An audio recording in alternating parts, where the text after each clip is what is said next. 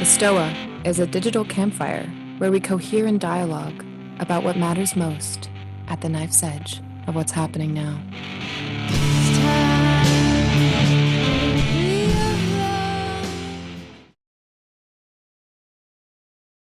Oh, all right, everyone. Welcome to the Stoa. I'm Peter Lindbergh, the steward of the Stoa. The Stoa is a place for us to cohere and dialogue about what matters most at the knife's edge of this very moment. And I'm super excited for this session because we have Jacob Lund Fisker, author of Early Retirement Extreme. It says how to retire in your 20s and 30s without winning the lottery. Sign me up. And Jacob, he retired, I think when he was 33 years old, and then he just started doing badass things in his life, talking about financial independence or FIRE, if people are aware of that, and how to create methodologies for everyone to use. And he also writes about anti-consumerism, self-reliance, resilience. And I'm quite excited to have him at the Stoa, because a lot of the conversations we've been having here about like meta crisis, game B, meta modernism, a little bit abstract sometimes. And I think Jacob's approach gestures towards a lot of these things, but it's very practical and hands-on and something that we can do with the right amount of knowledge. So we're emailing back and forth, figuring out what would this session be called, and a systems approach to resilient lifestyle design emerged. And that's what we'll be talking about today. So I'm going to hand it to Jacob in a moment, and Jacob will be doing a PowerPoint presentation for about 30 minutes, and then we'll do a Q&A for 30 minutes. So if you have any questions anytime, just start throwing them in the chat. If you don't want to be on YouTube, indicate that, and I'll read your question on your behalf, because this will eventually go on YouTube. So with that said, Jacob, welcome to the Stoa. And Jacob is like his first Zoom experience, I think. So yeah, it's like, I think I'm on now, right? yeah. So yeah, the Stoa is yours, my friend. Okay, and I go for a share screen. Let's see if I can replicate that. Boom. Alrighty. Does that work out? Yeah, that works. Cool. Okay. Yeah. So the title of my little presentation here is Systems Approach to Resilient Lifestyle Design. And this title is probably more descriptive of what I've been going on and doing both in my own life and thinking about for the past 20 years than one of those many side effects that I'm sort of more known for, which is the financial independence and within a couple of years and retiring at 33. However, I mean, given that we are sort of now living in a century with the increasing problems like COVID and the resulting lockdowns and career loss, job loss, student loans, medical bankruptcies, or diseases of despair, et cetera, climate change. There are good reasons why we should focus more on the sort of resilient lifestyle aspects than just the money issue, because the money will sort of follow from that automatically. It's just what attracts people. So there are two aspects in the title. The first one is lifestyle design, which I kind of consider somewhat of a corny term for way of living. The emphasis here is on our personal way of living, not sort of like our American way of life or our whatever way of life, but the way you live as a person. So individual lifestyles. And design implies that it's a deliberate process. So it's not something that we just do because other people are doing it. The second aspect of the title is the systems approach, which is a way of applying systems thinking that is looking at other parts, at all the parts in our life and seeing how they kind of connect with each other and what feedbacks, and sort of instead of looking at them as like separate sort of boxes that we put things in and manage that way. The resilience is in a design parameter, a design constraint on our systems approach to accomplishing that. So to understand this better, let's look at a few sort of designs, intentional or not, starting with the most normal way of living in the developed world, so-called salaried consumer, which emerged starting in about the 1920s and possibly died in 2020. But I think there we go. The typical salaried, I got all the picture. I have my pictures here dropping half the, so some of my slides. So I won't be able to sort of like move this. Can you guys see my cursor, by the way? Yep. Okay. So I think many people will like recognize themselves in this. I mean, there are obviously also other lifestyles or design, a way of living, but this one is probably the most normal one. So I'm gonna, for this talk, I'm kind of gonna go with that. And from if we move up like 50,000 feet, we kind of have this kind of, you can think of it as classic Warcraft or Starcraft or Command and Conquer, depending on how old you are. Where we have you, which I'm guessing is around here, who every day, who lives in this little box here, and that's kind of like a Warcraft serf. So every day he spends on an average 26 minutes sort of walking over here to a job where he spends all day from about 9 to 5 doing something that is of generally little relevance to the rest of his life. But in return, he gets a lot of these sort of dollar things that can be carried back again, average 26 minutes. Then a couple of times a week, maybe several times a week, the person partakes in the ritual called going out or running to the store or waiting on hold up to these points here, which are individual stores where he proceeds to kind of solve his problem, getting all the kinds of things that he does not otherwise know how to make for himself. We kind of set this up based on orthodox economic theory. The specialized job, something we do because the law of comparative advantage tells us that is the way that we should sort of maximize our time to make the most money. And that is a very effective way of making money. It's a lot more effective than having like 10 different small gigs or trying to sort of make stuff in your own little workshop, making money that way. The downside of that is that in terms of spending, it's highly inefficient because when you go out in stores, you never quite get the actual solution you want. You have to get it in the form of some kind of product. I mean, you can choose between the product, but it's always some kind of product that might not fit in with anything else. The other side is that this creates a tremendous amount of interdependence and dependence, and we could kind of see that with COVID when everything got locked down. And some people had like this link cut off. That was terrifying. I mean, that's probably the worst link you can lose as a salary consumer, your salary. But in other cases, businesses shut down, and so people suddenly had to learn how to cook their own food. Something we have sort of outsourced to the general economy. The solutions we bring back, we have no real concept of what do we do with them once we're done with them. So we buy a lot of stuff and that ends up in attics and garages, and just by putting them out back or wherever the trash can is does not mean that they disappear. They just disappear from us, but instead they end up in the oceans. They go up in the atmosphere. They end up in landfills. Landfills are some of the largest man-made structures on the planet now. The flip side of landfills on top is sort of like the deep surface mine, which sometimes come with their own weather systems. For the average American, so I can't speak for the whole world here, but I think this is somewhat representative. There are very few savings. Going back 10 years, the number is about $400. The average person keeps in reserve in case of an emergency. So that means that there's a very tight coupling between this job and where we earn things and where we buy things. So there's only a $400 buffer that separates a complete loss of ability to solve problems. The solution to this is always what politicians call good paying jobs, which are secure jobs that pays a lot of dollars. But as we can see, as we saw with COVID, that is not a guarantee. So instead, other systems came in.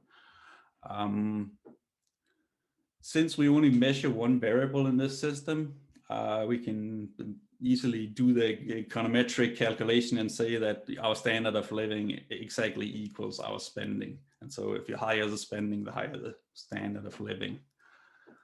Another way of looking at this system is sort of the way an engineer would do it, almost like a spectrum analyzer, where on this axis we have a bunch of activities, all the human activities you can think of, and a lot of them are those over here associated with whatever your job is. It could be like bricklaying or carrying bricks or something, but it could also be moving papers from one table to another, filling out spreadsheets. And normally we would spend somewhere between 15 and 25 years getting educated and skilling up here so that we can be very effective in producing a yield of here dollars in just within that one skill. Conversely, we are wasting money or spending money. So generally this line here separates where we are producing something of value for other people.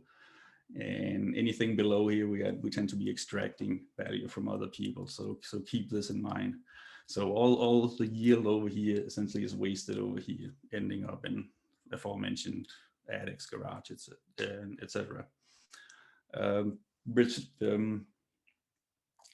The fragility of this is kind of illustrated in the narrowness of this delta function. If you're like a highly specialized worker, right, then this peak here is extremely narrow. And what happens generally is that technology will drift slowly. And as that drifts, then if it moves over here, then suddenly your area of competence is not very high anymore. So you have to spend a lot of time on continuous education to keep up with wherever the skill demand is. There could also be an economic shift, a paradigm shift, where your previous job skill, that could be, for example, coal mining, goes away completely. And telling people, you know, well, just learn to code is probably not gonna like really help them. So anything that's like super specialized here is not resilient. So if you see a peak, you have a problem here. So let's see if I can move this on. Okay. So moving on to what we could call the advanced salaried consumer, sort of like the elite consumer. This is if you ask a bank advisor, a money person, if you hire someone to tell you what should I do, this is what they'll tell you. So these are basically people who are very good at at earning things and buying things. So we still have one job source here that dominates the spectrum analyzer. It might be a little wider because we've learned a few more skills. We've instead of just seeing it as a job, we are building skills like management or sales or something. So if things shift, we're a little bit more resilient, but we still have problems here. Generally, an advanced consumer with a salary will have access to multiple different financial services. This could be a bank, or I didn't draw everything here, but that could be like a credit card company or a pension fund. Such a person would also start to develop basic financial skills, personal finance skills like budgeting. So these boxes each indicate a limit to how much one could spend for a given thing, like food or rent or whatever it is we have up here. And a person like that would also begin to optimize what they're buying instead of just walking out and buying some solution because they've seen an ad for it on TV. They'll do like comparison shopping, etc. This results in savings rates that are typically around the recommended 10 to 20%, which is what you get if you run a calculation backwards that optimizes your maximizes your lifetime consumption. If there's a problem here, the solution is usually to just earn more money. If you tell people like, well, you should fix your own flat tire, they'll tell you, why should I spend my time on that? Because the law of comparative advantage says that I'm a fancy engineer and I make $40 an hour. So why should I even bother doing anything that makes less than $40 an hour? So it kind of turns into an excuse. But the standard of living in this case is is higher than what people actually spend. So learning just these sort of small new way of thinking about money, about earning and buying will increase the standard of living. You can also see on the waste side here that we've started raising these because we get a little bit more yield out of the money we spend. There's less crapola going to the attic in the garage. So moving on here. So now the former tool was sort of different in degree, but this is more of a difference in kind. At this point, we start developing some capacity by increasing our yields. We start obtaining different yields, so we're not just getting it from the job. We begin to get an actual money stream from the bank because we might have saved enough. We might also have started a garden, or we could have a side gig. It could be essentially anything. So instead of looking at these little boxes as budgets, we're kind of thinking of what can I do to produce something inside that box that'll give me a yield. So we're trying to obtain different yields here.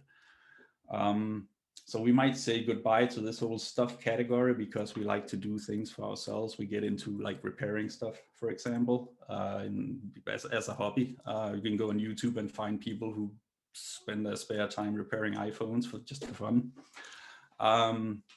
The other significant difference is that your job is no longer just a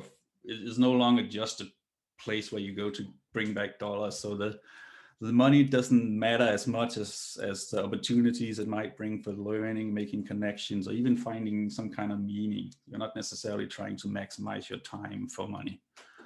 A significant difference between the deliberate consumer and the advanced consumer is that if you look at if you ask an advanced consumer to give you that budget, they will typically present a very long list, very meticulous. If you ask the typical consumer, they might not even have one.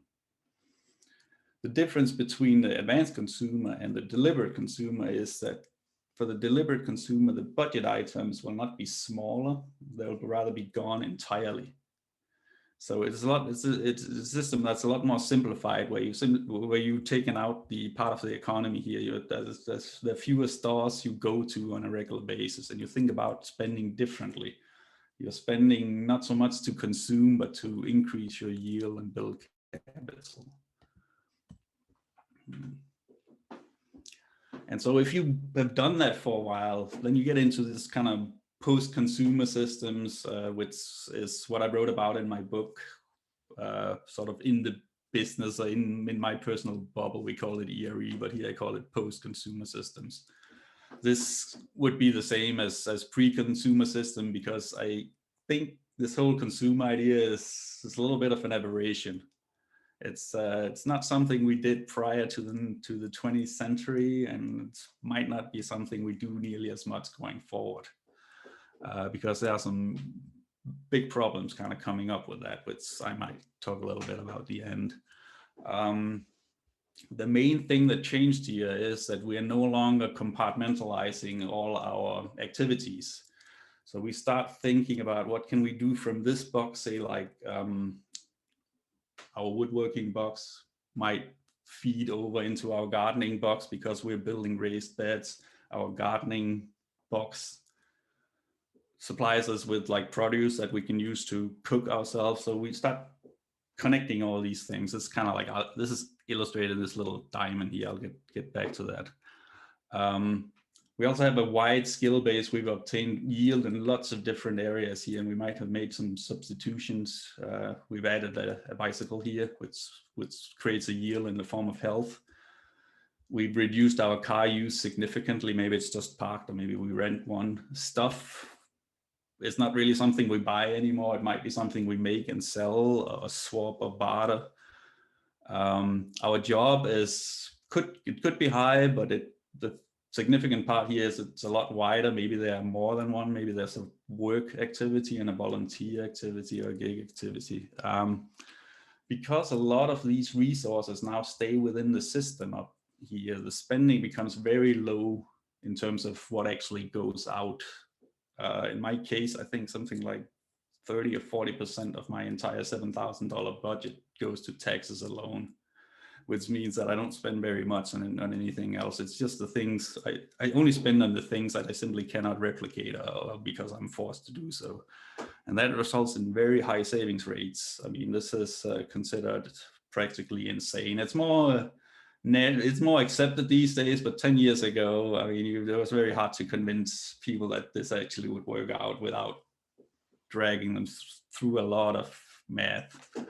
The attitude towards spending is also something that has changed significantly now. Now you see it more as a kind of friction, as a sign of, it's an indication of bad lifestyle design, that you have the wrong philosophy in life.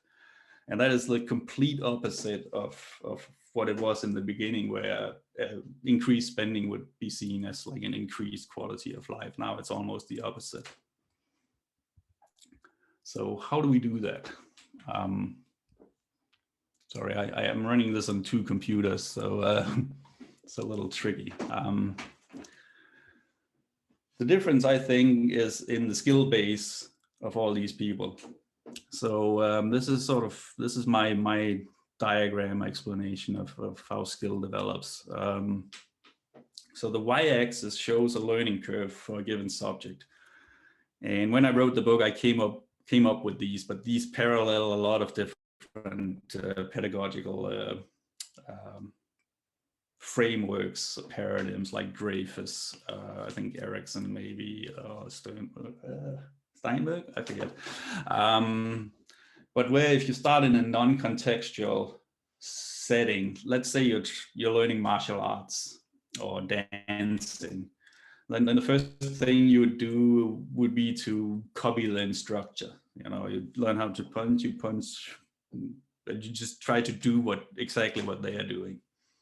Once you've done that for a while, you start comparing, you know, okay, I can kind of see that this punch is better than that punch. You can see that the person I'm copying the dance moves from is probably not as good as that other one, so I'm going to copy them instead. And so we go into the comparison state. That means you have a way of evaluating which person, which thing to copy. It might also be comparing 2 different products, right?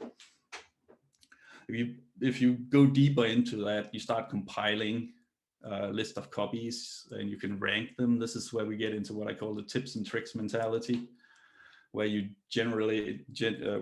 create long lists of these are like 200 things you can do to save $3 on something. So that's a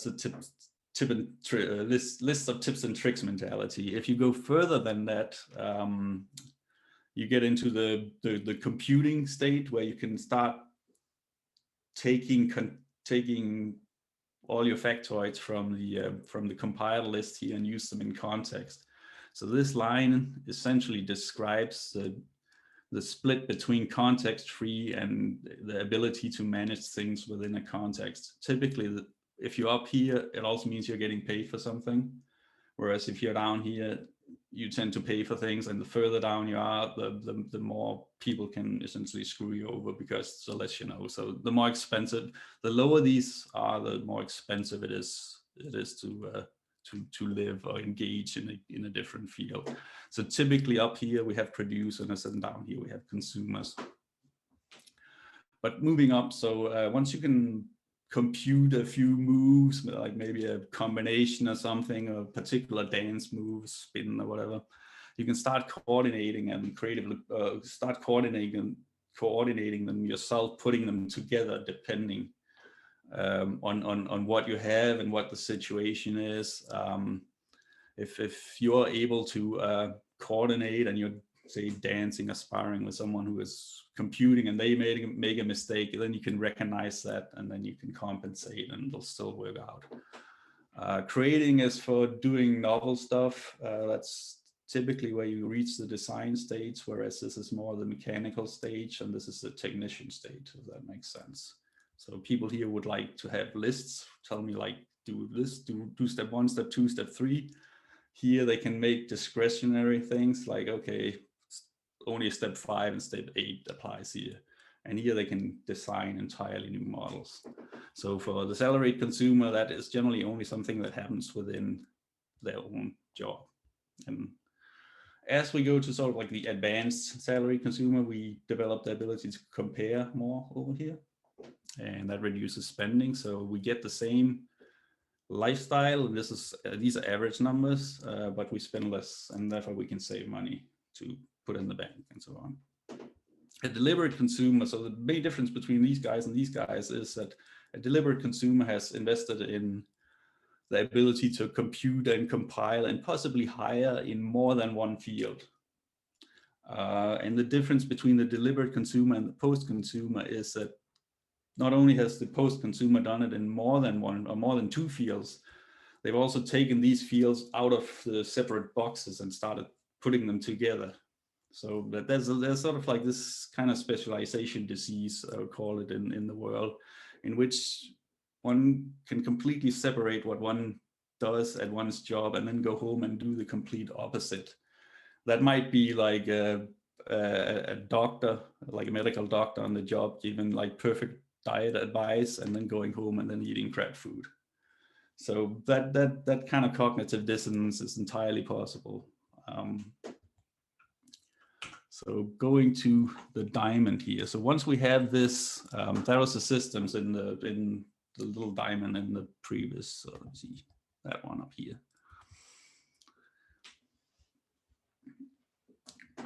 So the way this works is that once we get out of this kind of compartmentalized thinking about our skill base, we can start integrating different stocks and flows. And that's not just money that flows around anymore. That might also be like time, health improvements, parts and tools, food, the ways the food can become compost and so on. So you can set up this kind of system that keeps the resources flowing inside of this without requiring much input in terms of resources, and nor does it have a huge component of waste. I mean, I like to do woodworking and furniture making. I have woodwork in that I've made in this house where the individual pieces have been in 3 different kinds of furniture, where when I didn't need my table anymore, I took it apart, and then that became a dog pen. And then I took that apart, and it became a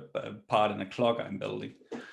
And this has been like a real benefit during COVID, because we've been out shopping. I think maybe we shop generally every 4 to 5 weeks now. And it's just because we don't know how to grow onions yet.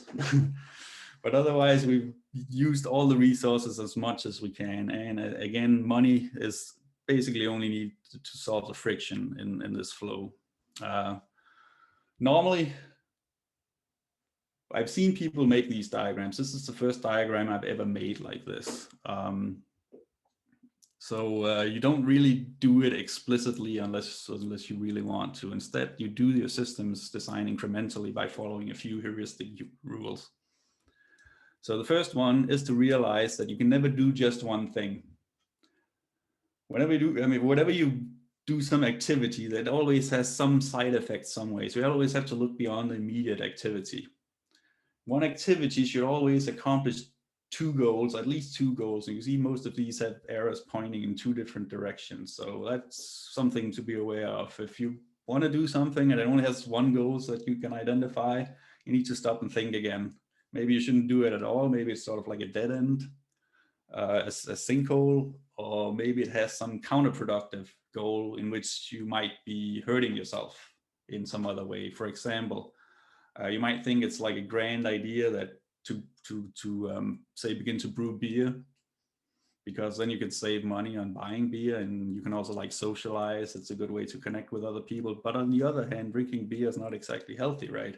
So that becomes a counterproductive goal, and that should be rolled into the system here in some way, compensated for as well. So you want to avoid these counterproductive goals as much as possible. So if you get into this as a habit, and it essentially goes from what this could be called conscious competence, and send it into and it gets to the point of unconscious competence, then you get this so-called web of goals, I call it.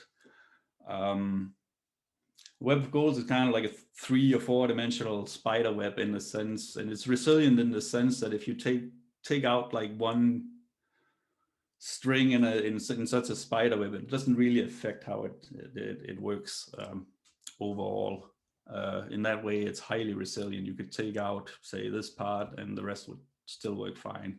Whereas if you took out the job from the hub models, the whole thing would collapse. So the answer is essentially no. You do not really have to make diagrams and charts and so on to live deliberately well.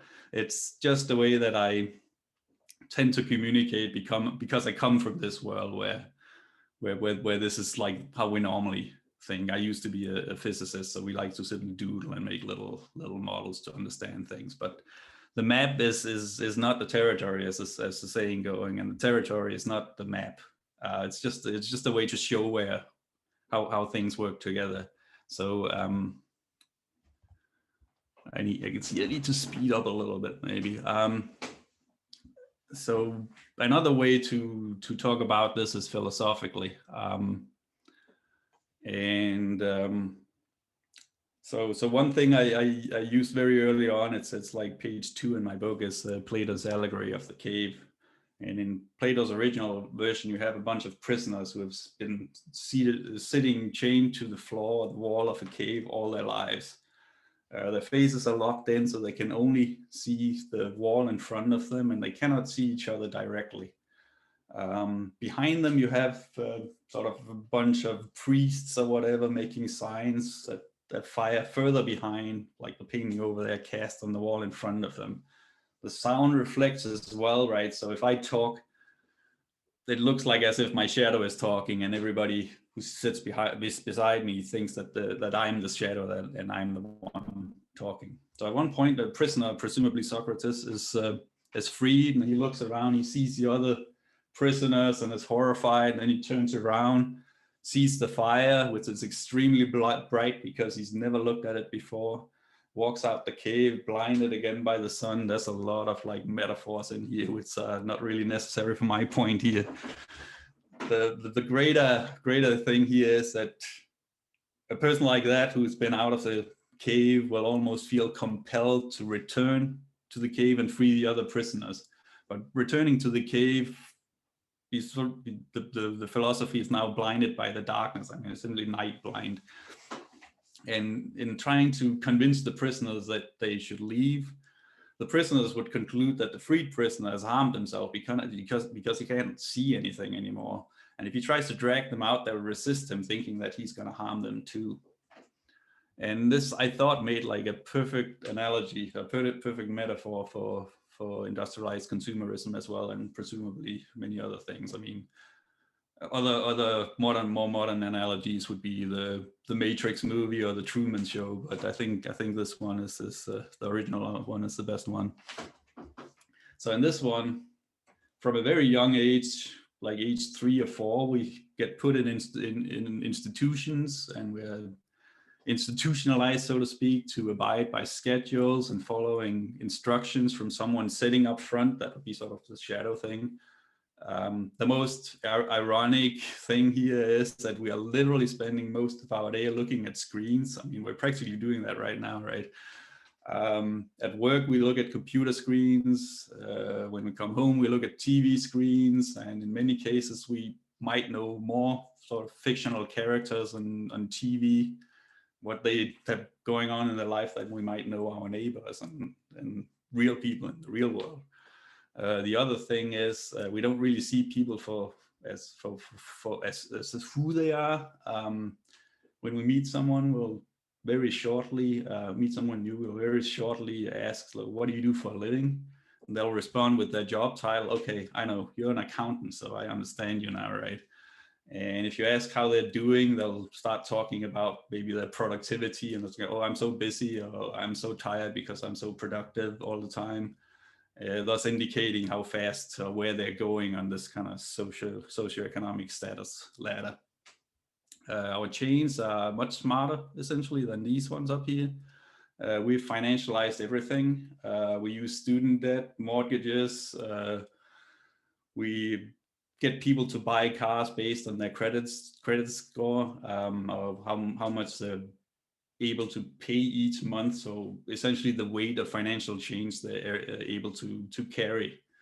So we make it easy for people to tie themselves down. When you ask someone young, typically they'll tell you, well, all you got to do here is to, it's not about good paying jobs, it's about finding your passion. And as long as you're passionate about your job, it doesn't really matter, because it's not work. Okay, fair enough.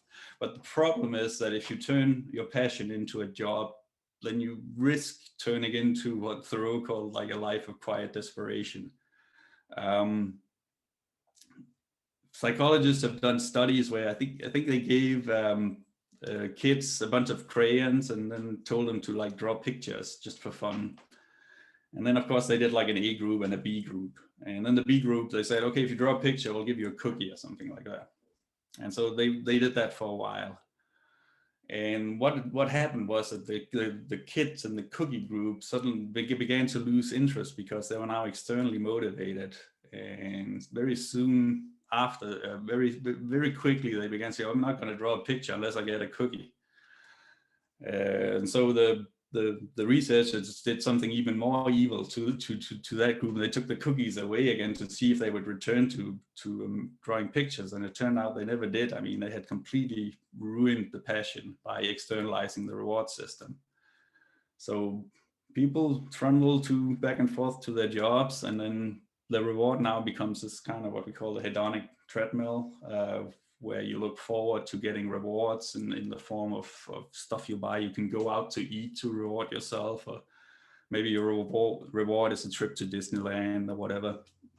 And if someone comes and tells you that, well, you guys, I mean, you're like sitting in a cave, then I'll tell you that leaving that is just too extreme. There's too much sacrifice of all my rewards. How can I live without rewards? It's too far outside what I understand to be normal. Let me know if I can see I have a countdown down here. So 10 out of 13, 10 out of 12. So that's the mistake I made in the beginning, was that I would walk into Plato's cave and tell people, hey, you guys, you can retire in 5 years if you just do all these kind of complicated things. Just think about it. And that did not go very well. Some people got it, but most people really resisted, because you see someone becoming financially independent, like almost straight out of school. And it's not like I was earning tons of money. I mean, I was a postdoc in physics, and we earn about the medium wage in the US. So I was about 40,000 back then, and I saved most of my money in grad school. So if someone is doing that, then someone who think they need to spend, $75,000 or $100,000 a year just to struggle to survive, then they get kind of angry. So what we discovered was that there are degrees to leaving. You have it's not like we have one Plato's cave of consumerism and then like out of the cave. It's more like a cave system where you have multiple levels going all the way up. And this we like to describe by Wheaton level. So the original idea, I think, was Paul Wheaton, at least. I mean, he was the one who first told this, and he did it for permaculture. And it corresponds very much to the Overton window of public discourse. And his rules are that for any given level, and you can see the levels over here, and if you're sort of frantically reading to try to figure out which level you're on, the key to the table is the focus. So like, what is your primary focus? How do you think about money? And of course, there'll be some kind of overlap. But the rule here is generally that there are like 10 times more people on the previous level than there are on your level. And there are 10 times fewer people on the next level. So that means that when you're looking sort of to see what's normal, you will always think yourself a little bit sort of ahead. Okay. The other rule, and that's the more important rule, is that no matter which level you are on, someone one level ahead is inspiring. Whereas someone 2 levels or more ahead, well, they're just extreme. And if you go more than 2, well, then they're just crazy or insane. They should be like committed. Whereas if you look one level behind, say you're like level 4 and you're looking at these guys up here in level 3, well, let's you just try a little harder, because it's really not hard to get up to where I am currently. Whereas people 2 or more levels behind get blamed for everything that's wrong with the world. I mean, what they're doing is essentially unthinkable. The rule for leaving the cave is that you can't skip a level. So there's no magic trick, I'm sorry, that to go immediately from level 1 to level 5 by getting the hot tip or reading some theory. You have to build, the levels build on each other. So you have to understand a given paradigm in order to understand the next paradigm. So here are some like suggestions for in case you want to leave Plato's cave of consumerism. So these are good if I described 4 different systems, and you can see that maybe say that the first 2 is the typical consumer, 3 and 4 is the average, the advanced consumer. This is the deliberate consumer, and this would be the post-consumer down here. And so these are some suggestions for becoming a deliberate consumer. So my favorite one is the buy nothing year. And in 2020, many people were involuntarily put in this exact experiment,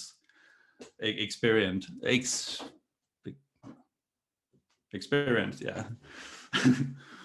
And that is throwing you into the deep end of non-consumerism, and that forces you to find solutions and meaning outside the consumerverse.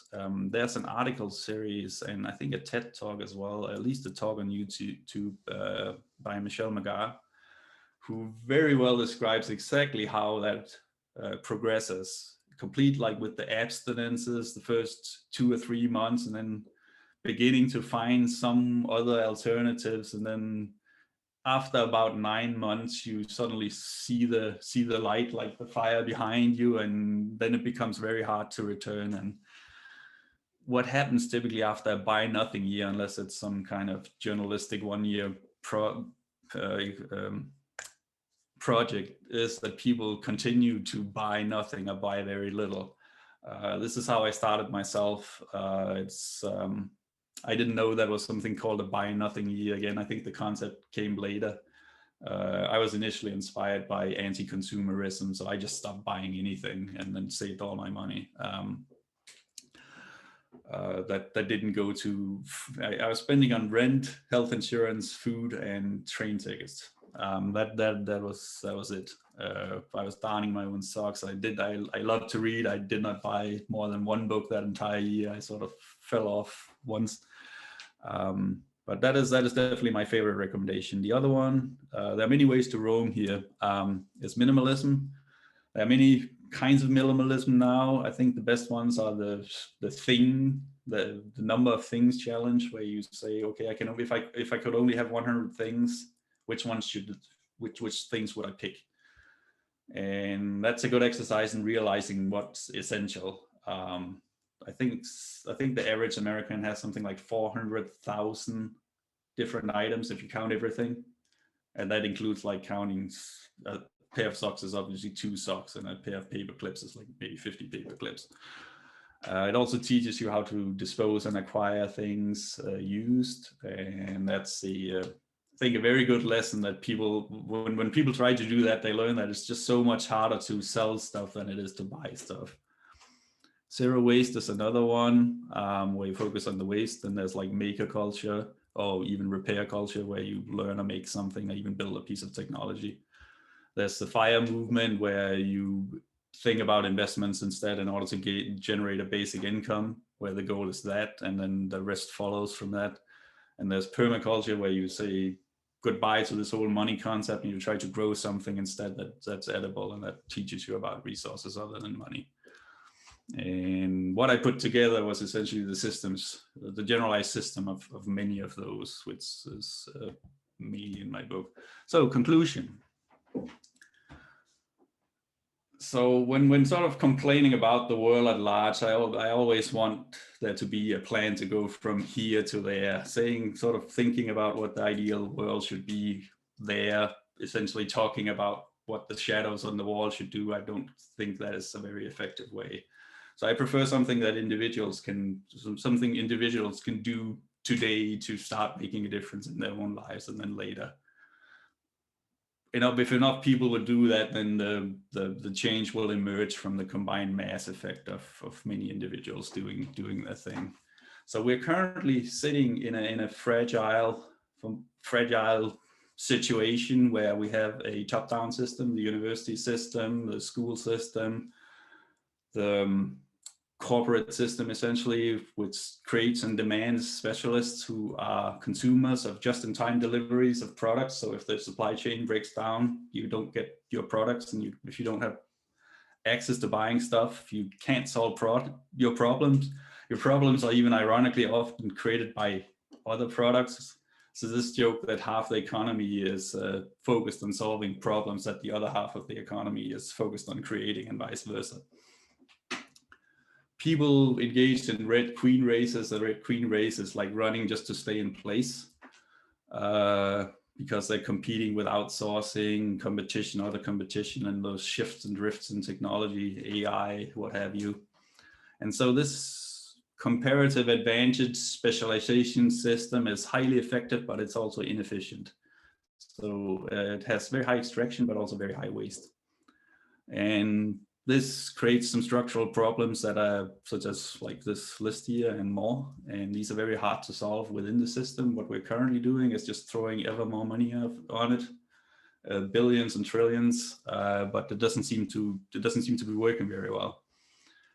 And then I've showed you in the previous slides a path to go to this more resilient lifestyle, at least a map to start heading in the right direction, which is a bottom-up creation of individual generalists who develop and apply a broad skill base to coordinate solutions inside both their own lives and their surrounding local community, using very many different resource stocks and flows. So there's not much waste generation.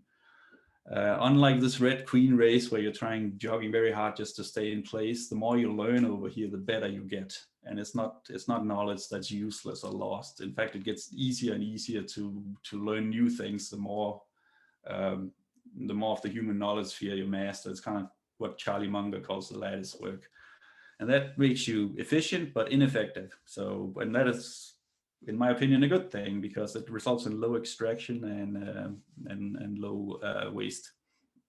And as I described, it had the potential for an emergent societal change if the number of individual and resilient individuals increase. It's essentially a way of putting on your own oxygen mask first. And that was that. Okay. So should I stop sharing here? Yeah. Okay. Yeah. That was awesome. Loved it. So start putting your questions in the chat. Just want to be sensitive to the time. We have 10 minutes at the top of the hour. Are you okay to stay for 20 minutes after the hour? Yeah, sure. Yeah. My apologies for being slow and untimed here. No worries. Yeah. So I'll take an Evan in a moment, but I'll warm you up with a question. One thing that is coming up is sort of a theme in the chats is like a barrier to even begin to get out of Plato's cave, metaphorically. And one thing I notice is people's sort of relationship with money. And we were talking about this or corresponding about this, is like just what is money, like their understanding of money, their relationship in a kind of a cognitive realm, but also their relationship in emotional realm.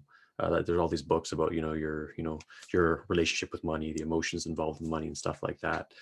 So I'm wondering if you can kind of speak on that, both people's intellectual understanding of money and their emotional relationship with money, and how they both could be flawed and preventing people from just starting to leave the cave. Well, I mean, as I said, like my favorite way of getting out of the cave initially is to do the buy nothing thing and stop using money entirely as much as possible.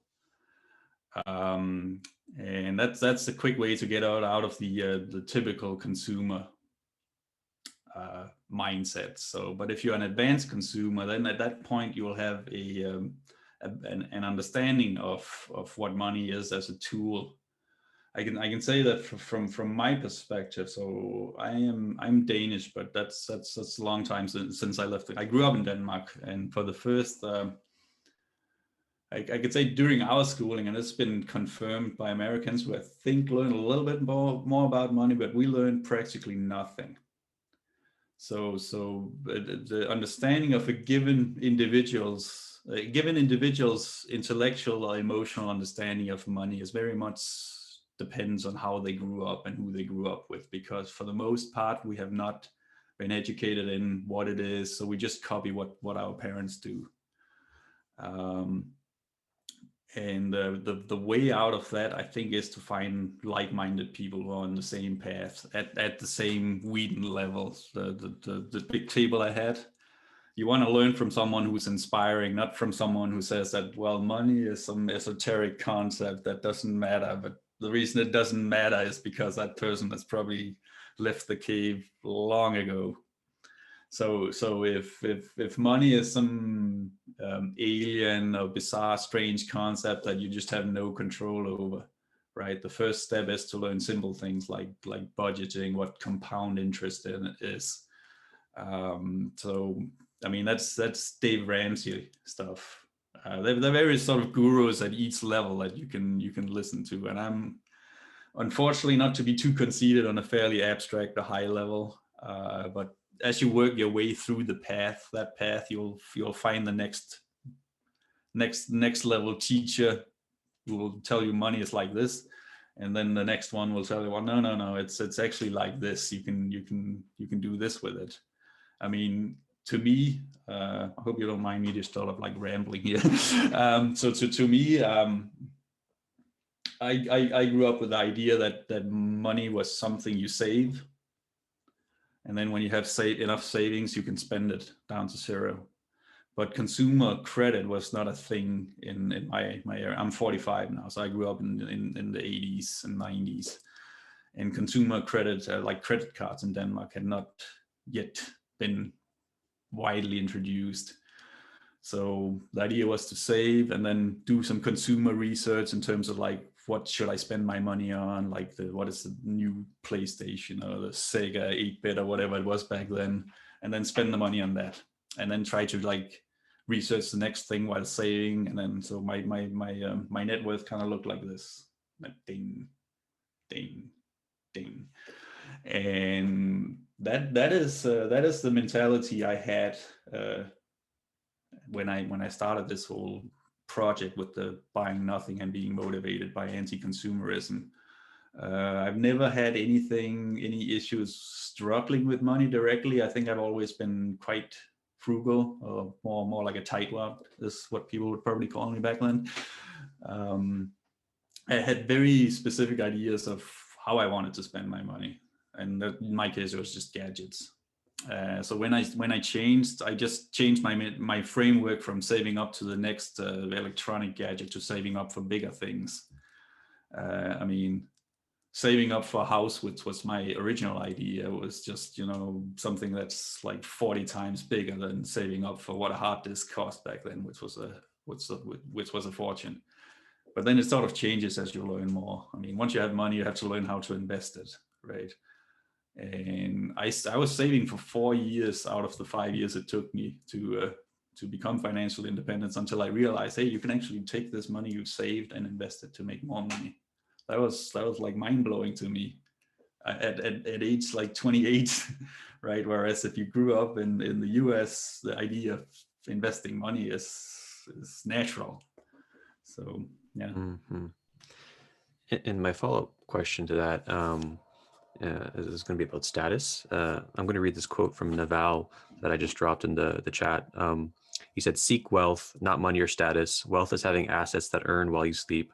Money is how we transfer time and wealth. Status is your place in the social hierarchy." And at the Stoa, we talk about being in right relationship with things. And it strikes me that you're in right relationship with money, both on a kind of an intellectual level and on an emotional level. And that's what your methodology and system teaches. And I think a lot of people in terms of status, to pivot there, a lot of people are not in right relationship with status, and they're following unconscious scripts, hence getting them stuck in the rat race. And it strikes me that you were at an early on in right relationship with status as well. So I'm curious if you can speak on that. One question at a time. So I think again, it's part temperament and sort of part idiosyncratic history on my part. So I started out as a physicist, and I wanting to be a physicist since age 17, and I actually ended up with a PhD in theoretical physics. And the prevailing attitude in that field was anything to do with business and economics. I was sort of like beneath our snobby selves. So emotionally, I was already detached from that entire world. It's kind of ironic that I later went to work for a financial company. What was the other question? Part of the question. The separate. Okay, so the following the script. I mean, if you turn to professional or general advice, you'll get that advanced consumer version that I talked about, in which earning more is compared is aligned with status, and you talk about how productive you are. Your productivity is like a direct. If you don't have much socioeconomic status yet, as a young wannabe person on the career track, you just talk about how productive you are, and that productivity is sort of like your rate of climbing on that status ladder. But there are different status ladders depending on which Wheaton level you're on, so to speak. Sort of in my systems world, if you tell me that you have like $1 million or something, or you're seeking to have several $1 million in order to retire, that does not really impress me, because to me, spending money is no longer a sign of quantity or quality of living. It's a sign of bad design. So what I want to know is more like, what do you know, and who do you know, and what can you do, and who can you do it with? Not so much. To me, paying for something is a trivial exercise. You can't really get much from. There's only so many things in life you can buy, right? So it's a very limited subset when once you realize that. And a good way to realize that is exactly this buy nothing thing. So please, someone of the audience, do this for a year, right? Because you really, after about, if you can make it past 6 months, you begin to realize that there are things you can do that does not require spending money, and that which might be more interesting than spending money. Like it's maybe cooler to buy to grow your own food than to buy it, even if it's more effort to grow it yourself. So you stop thinking in terms of maximizing your earning potential or your dollars spent per minute or earned per minute. You start thinking in terms of other resource flows. And once you add these other variables, not just the money variable, once you add other variables, then the money variable sort of gets pushed to the side, and you might think about meaning instead. Financial independence also helps a lot on it. So it's kind of you can kind of compare money to oxygen, or like there's a fairly famous in these circles guy called Mr. Money Mustache, and he compares it to a water spigot. And so we are all kind of blessed with having running water in our homes, but and some are not metered. But even if it's not metered, say, or it's like super cheap, it's not like you leave the water running at all time in your bathtub. Like the ancient Romans, as I understand, their aqueducts just had the water coming all the time. But even if we could do that, we'd still switch it off. The primary difference being that we see water as something that's there if we want it, and as much as we want, but we don't. We see it in a way that it's just there when we need it. We don't see extra status in having, infinite amounts of water waiting to get to us. I hope that makes sense, somewhat. Yep. That's awesome. So we're going to pivot to the questions now. I'm going to take in Evan first. All right, thanks. Let me just scroll up into the chat and find where I asked the question. So my question, I guess my kind of response here is this looks like a really good analysis of the sort of various attractors in the phase space of possible relationships to consumer culture. And so the thing that immediately jumps out to me is the sort of bootstrapping problem or question. So I noticed that many people who I know, who I've encountered through this space and others, are essentially quite well aware of all of these dynamics that you described, and yet find themselves unable to transition into the more desirable or anti-fragile spaces or attractors due to a lack of startup capital and a need to pay their living costs that exist right now. So what would your suggestions be for those who are in a position where they cannot cut any current spending? They are too time poor due to working low wage jobs. It seems really difficult for them to do this, especially if they have financial dependents like children or aging relatives or people who live in a country with extremely expensive healthcare costs like the United States. Right. Yeah, that's a really good question, which I don't have a really good answer to. One thing that is required to essentially skip out of a level is surplus capital. And that, I mean that in the widest sense. I mean, in the sense that you have to have a temperament that might include some agency. You can't have liabilities and so on and so forth. You have, I mean, for someone in a, you would say like a typical position, they spend 5 hours on average a day watching TV. So that would be my first suggestion, to drop that. That will liberate a lot of time. But of course, if you don't have 5 hours, if you're running for like 3 or 4 part-time jobs, or you're taking care of a sick relative, etc., you can't do that. So there are 2 ways to leave, right? So that's the way we're talking about here, in which I present some kind of highly theoretical framework and tell you, well, you should go and study this stuff and read books and try different things. That is the approach that requires a lot of capital. I would say in my case, having fewer people to look to now than what is available widely now. I mean, being the first, let me put it another way. The Mount Fuji example.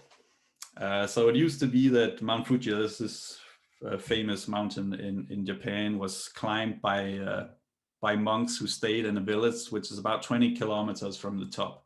So they would spend all day walking up there so they could see the sunrise at the top. And then they would somehow make their way down again. Then at some point that turned into a tourist attraction, and roads were put up to what is the 5th station. There are 10 different stations at the mountain selling things like extra oxygen and water, and you have people hand carrying things up and down every single day. And so now you can take a bus up to 5th station and you can like take in the view there, and then you can walk the rest of the way. And climbing Mount Fuji now is more standing in line on a trailing path that goes all the way up. It does not have much to do with mountain climbing anymore. Some other big mountains, they'll have a cable cart going all the way to the top that might have a restaurant or something. So my point is, with that, it becomes easier and easier and easier. And that sort of brings me back to the point, what to do with if you have no surplus capital at all. And the question and the point here is that I called it a post-consumer system. And that is not because I've invented something remarkably novel. It's more a highfalutin, fancy way of describing the way people used to live. And at that point, people did not have to study theory or frameworks or read or try to teach themselves how to run a metal lathe. They would simply copy their parents or their friends, or someone who was sort of already walking the path.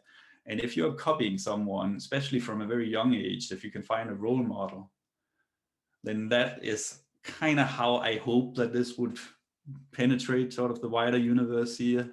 This is also how I've sort of tailored my message. Instead of, I usually say that I'm trying to teach the lieutenants, not the soldiers. Because if I spend my time teaching 10 people who in turn can teach 10 sergeants who can teach, 10 again, then my reach is 1,000 people. And that covers the entire Wheaton spectrum. So I can teach high level stuff, and some will teach it at the lower level, taking the ideas here, but at this framework and so on, all the way down.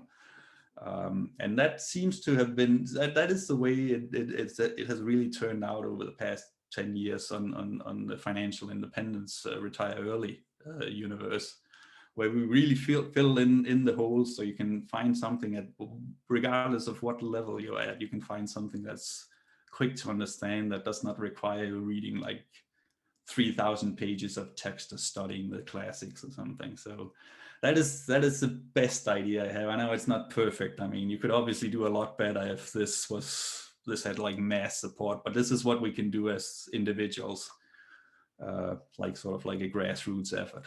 So, yeah. Any follow-up, Evan?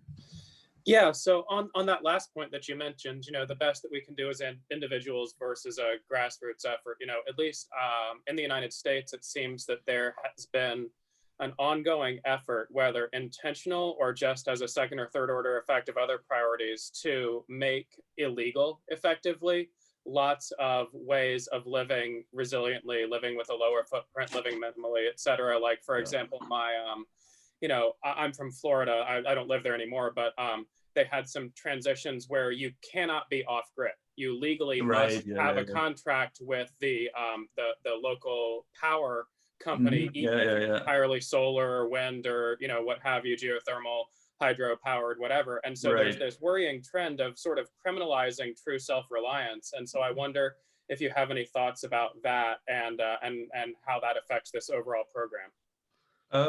Yeah, I mean, I am definitely aware that it exists, and like a lot of that people are actively trying to work around these measures. I mean, obviously people who are doing well under the current system are trying to preserve their position, when people like us are working essentially against that. So that, for example, the tiny house community is a good example of that. So there are these zoning regulations stipulating like a house at the very minimum has to be this and this big, which makes absolutely no sense. I don't know what the exact rules are, but they are. And so what's his name? Jay Schaefer. I might be combining the wrong names here. He figured out that if you actually build a tiny house, a small house, and that was when a tiny house was about 100 square feet on wheels, it counts as a recreational vehicle, and that is not subject to the same zoning. And so that was a way to get around those rules. So that became a thing about 10 years ago. I myself, with my wife, we spent what was it, from 2008 to 2011 living in an auto camper for much the same reason. So we lived in the East Bay in California, on the other side of the bay from San Francisco, spending very little money that way. We spent something like $475, I think, dollars per month on renting a spot for our camper. And that was at the same time where other people were paying $5,000 mortgages, like middle class. And by middle class, I really mean in the middle, not people who earn a lot, but say they're middle, but people where essentially one salary goes to paying the rent. So there are ways typically there are ways around that, but it comes with some stigma. And if you engage in sort of like stigmatizing activities, which I did, it's also harder to communicate the message to other people. I mean, I got hassled a lot because people think, okay, you live in an RV, so you must be homeless. It's certainly not status within that crowd. So this makes it fairly complicated to solve the real problem. It could be a lot easier, but it's like with climate change. It's fairly easy to understand. The conclusions haven't really changed since the 1970s. We're just adding more decimal points, but you have people working against it, making up misinformation. And once these two things collide, then you can freeze the entire system. And I don't think we're that significant anymore, that people are actually throwing down roadblocks in terms of like becoming self-reliant. You can still do it, but it's certainly something to look out for. Right. Thank you, Evan. James, you're up next.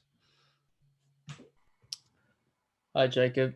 Yeah, there's a lot of really good ideas you threw out there in your presentation, but I do have a question. So if I'm currently earning $20 per hour and making a couple of bars of soap takes me 1 hour, but I can grab it at the store for $3, it feels like it's much more efficient for me to buy the soap and just work an extra hour, and I still have some profit that I can pocket. And if I were to make the soap, where should I get the animal fat and vegetable oil to make the soap? If I buy it, I'm still reliant on the supply chain. If I extract it myself, that's an inordinate amount of time and effort for me to do something that's like highly inefficient for me to do. Right. So it feels like certain aspects, while there are some things that you can do to become more self-reliant, I feel like there are certain aspects that can become penny wise but dollar foolish. Right, yeah. So I guess where do you draw the line, if at all? Yeah. So on the technical side, my wife is actually the soap making expert in the house. And if it's soap specific, so I'll do the soap specifics first, and then the general question later. So you can buy lye in mass quantity, and lard is essentially the Walmart special big bucket we use, and what you get from that is soap that lasts a lot longer than bar soap. I actually used to use soap specifically as an example of where the market really comes through, and that there's soap is so cheap that there's no reason to like make your own. But I've been converted there. But in the overall scheme, I mean, how much do you spend on soap per year, right? It's probably not much compared to the overall budget. That would be kind of unusual. So what you got to look at is the law of diminishing return, and make a budget and then rank it by price, by the size of each budget post. So there are typically three big categories for most people. The first one is the rent or the home costs. Second one is transportation. That would be a car. If you're lucky, you don't have one or don't need one. And the third one is food. And combined, there will be something like, I think 70%, 60 to 70% of an average BLS budget. So like the average person will be 60 to 70% on these three posts. So that's where you should start, not the soap making, which is probably near the bottom. But still, I would say it's a great exercise to do something where you can at least sort of take a stand and render yourself independent of the economy.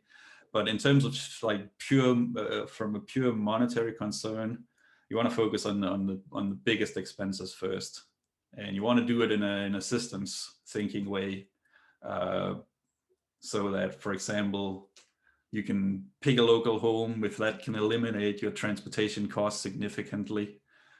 Maybe you can walk or you can bike instead. That would eliminate the cost to your gym, instead of like living far away, having a car, getting fat and lazy from sitting in the car, and then having to drive over to a gym, pay the gym to exercise there. That's crazy. I mean, that's wasteful.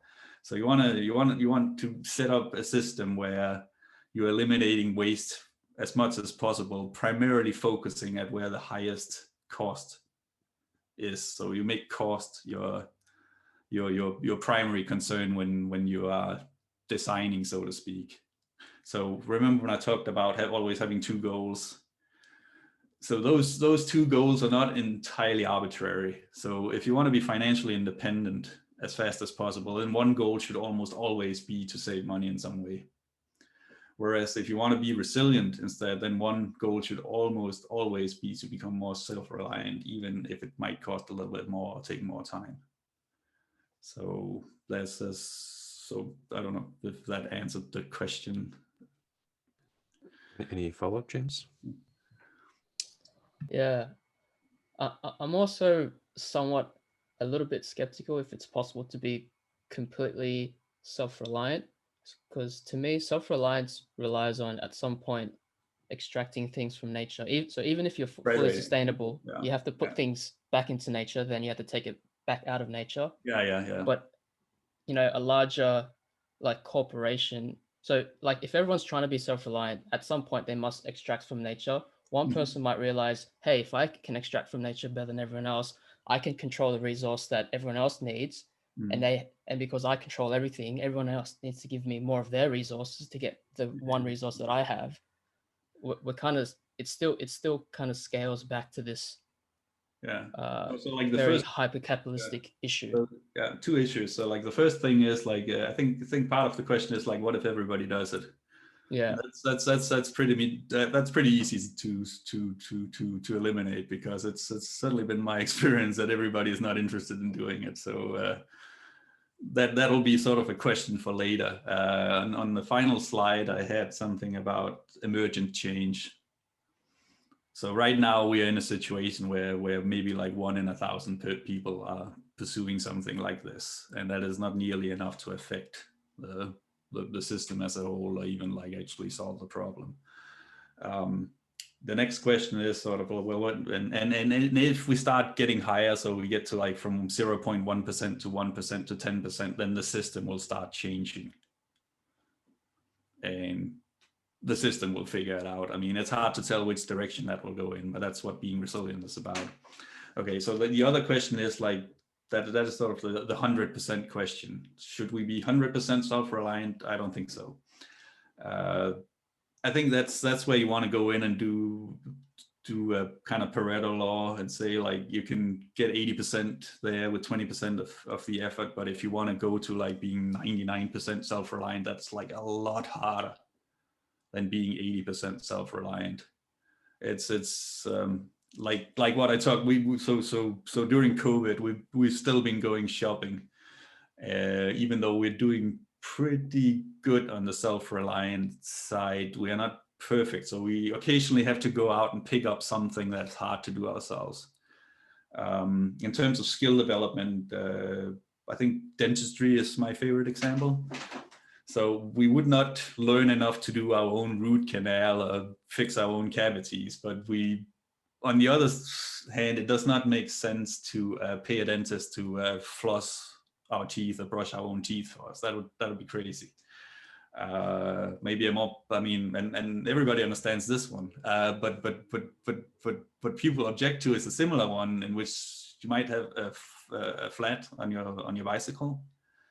And people will use the law of comparative advantage and say, well, I make $20 an hour, and it takes me maybe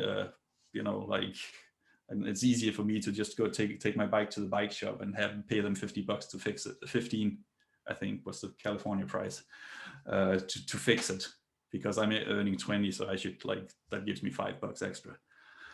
Instead of learning how to fix it.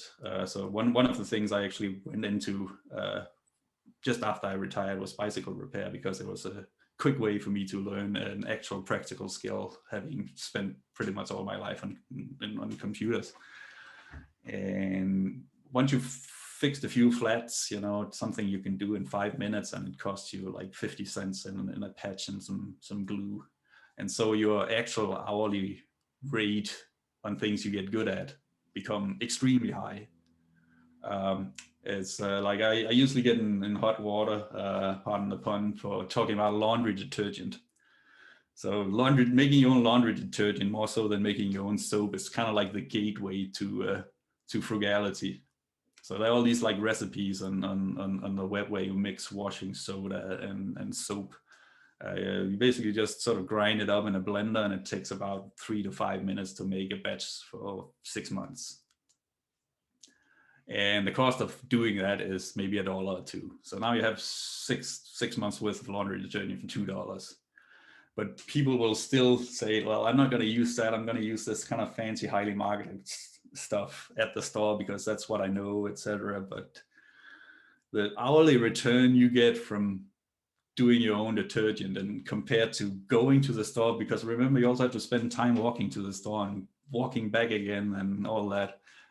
can be much higher than what people earn at their job. So if you actually do the math on many of the activities we pay other people to do for us, we are paying people who are experts in their field for doing something that's really trivial and should be beneath them in some sense. Third example, if your drain is stuck, like your bathtub won't drain, then we hire a plumber and they come, 4 days later, and they fix it for like $80, I think is what they charge around here. And I know it's solid business because I asked him the first few times he did it for us, because we have like an old pipe system. And then I bought an actual snake for $20, and then I just started doing it myself whenever it happened. So it's an operation that takes, I think I can do it in like 20 minutes. But that corresponds to like an hourly savings rate for me of $240 an hour, right? And I don't have to wait to get it fixed if it happens like on a Friday evening. So in that sense, that's both more resilient, but also more robust. But on the other hand, if he had to like fix something like the main sewer or something really complicated, I would not do that. Okay. That's cool. And I imagine you get good at like the meta pattern of going through that copy, compare, all the create spectrum by engaging in all these. Yeah, because if you have skills in one area, once you start developing, you can much more easily shift them to another area. Right. It's a lot easier to relearn. I mean, if you know physics, it's easier to learn engineering, right? If you know 2 different languages, it's easier to learn a third if it's related to the first 2. Right. So that's what I meant about having some kind of power law. The more you know, the faster you get to know more. It's not something that's slowing down. Yeah, that's cool. Do you have time for one more question? I have all night. Cool. It's getting dark in here. we'll sneak in one more question. Jason, you are up. Thanks, Peter. Hi, Jacob. It's great to meet you. I read your book, the thesis of the book it was, and thanks very much for sharing all your thoughts on your blog. My question is, the FI journey seems to be focused on a self-reliance, self-sovereignty aspect, where that normally kicks off one's journey in that path. Do you see another model that might become more relevant these days? And it ties in with Evan's question about how do you start from scratch or from a bad position? Is there a model where you use a trusted, close-knit community to share resources? And your thoughts on that? It's a broad question. I'd like your thoughts on that. Yeah, sort of. I actually have a bonus slide on that. If I can try to share my screen again. Let's see if this works. It's like the after-hour bonus slide at the store. Yeah. I prepared an extra one. There we go. So maybe this kind of covers the question a little bit. So what we're really trying to do here is to solve a big and complex problem. That is all the structural problems we've created with climate change and pandemics and structural unemployment and so on. And when people solve problems, they tend to unconsciously project their own temperament. So I'm sort of like an individual guy with agency, so I'm naturally inclined to prefer individual solutions. And so this was my solution over here. So you become aware of the problem, you learn, and then you design solutions, you implement them, and then you kind of come to a form of individual self-reliance. If you look at things like climate change, which I'm mostly familiar with, you have a lot of socially oriented temperaments. So that be your typical activist or social organizer. And they pursue the following model. So first it's become aware of the problem, and then immediately it's like form a community of like-minded people, and then try to learn as a community. And once things are learned, you refocus the community, and then you design a community solution. So that kind of contrasts a little bit with the individual solution. And then once you design it, you implement it, and then you get community resilience instead. Whereas over here, we kind of do it ourselves first, and then we try to form a community, and then the community has resilience. So same end goal, but like 2 different approaches to it. I don't think either approach is actually right. I know that both seem to sort of fail at step 5.5. Within my community, we've tried to form a community. So we have a lot of, I know a lot of like individually self-reliant people, so people who have sort of reached this level. And it's like herding cats because it's selecting for cats, essentially. And so we've had the hardest time forming an actual community because people, why form a community when you can already do things on your own? That's kind of the argument. And so we never get to the community resilience part here. Over here, it also tends to fade a little bit at 5.5. People like to sit and design and talk about what should be done. But when it comes to implementing it, the specialists, those who are supposed to do like the technical work, they were never really invited over here. So again, the implementation fails and the community never achieves resilience. And ideally, these guys need to somehow figure out a way to talk to each other and bring each other in.